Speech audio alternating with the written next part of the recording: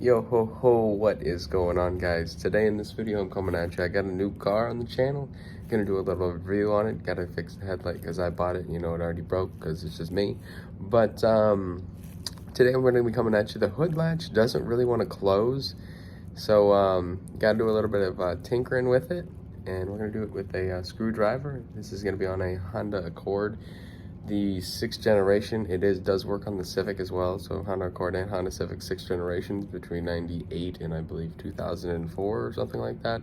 Not too sure about it, but I'm gonna show you how to go fix this because I was like, man, this isn't like, I tried closing the hood and it was like bonk bonk bonk. But let's get into it. We're done with that. Let's go. First things first, you have your hood up.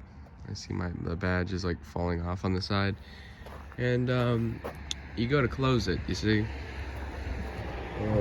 Wow, that's a lot of junk code. And it shuts like this, and it's never gonna shut, you know. So to fix this, just gotta get in there, open up the latch one more time, pop the hood. It's actually crazy that these are hydraulics for the ear. It doesn't have like the latch, but to fix this, you go to this little component on in here. Flathead screwdriver.